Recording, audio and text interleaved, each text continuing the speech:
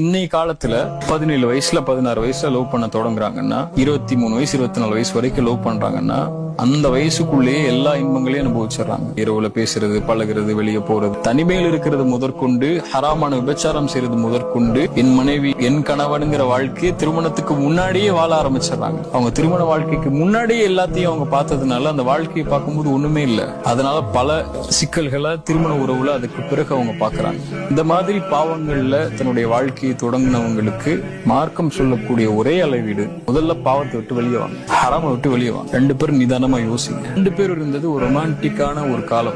அந்த காலத்துல அவர் என்னவா இருந்தாலும் உங்களுக்கு நல்லா தெரியும். அந்த பெண் என்னவா இருந்தாலும் உங்களுக்கு பிடிக்கும். அந்த பொண்ணு தப்பே செஞ்சாலும் பிடிக்கும். அந்த பொண்ணு பொய்யே சொன்னாலும் அந்த பொய் கூட அழகா இருக்கும். ஆணுக்கும் அப்படிதான். அவர் பேசுற எந்த வார்த்தை, கெட்ட வார்த்தை கூட அந்த ஆண் பேசினாலும் அது வந்து கவிதையா தெரியும் உங்களுக்கு. இது வந்து ரொமான்டிக்கான காலம். அது அந்த காலத்தை விட்டு வெளியே வந்து 2 பேருக்கும் இந்த உறவுல தொடரணும்னு ஆசைப்படுறோமா, இது வாழ்க்கைக்கு ஒத்து வருமா இப்படின்னு இயற்கையா இருக்கக்கூடிய நிபந்தனைகளையும் மார்க்கம் சொல்லக்கூடிய அளவீடுகளோட நிபந்தனையும் மார்க்கத்தை நீங்க பின்பற்றீங்களா, நான் பின்பற்றனா, எனக்கு குணம் இருக்கா, உங்களுக்கு குணம் இருக்கா, இது நம்ம 2 பேருக்கு ஒத்து வருமான்னு குடும்பத்தோட உட்கார்ந்து பேசி ஹலாலான உறவுக்கு அவங்க பின் தொடரணுமே தவிர, நம்ம தப்பு செஞ்சுட்டோம், நம்ம வந்து பாவத்துல இருந்துட்டோம், இதோட முடிவு திருமணம் தான் அப்படின்னு போய் திருமணம் செஞ்சு இருக்கக்கூடிய வாழ்க்கையும் நரகத்துல ஆக்கி 2 பேருடைய வாழ்க்கையுமே தடுத்துடக்கூடாது. ஆனா 2 உறவுக்குமே நான் சொல்றது, முதல்ல நிறுத்தி பாவ மன்னிப்பு கேளுங்க, ஹலாலாக்குறது குடும்பத்திட்ட பேசுங்க.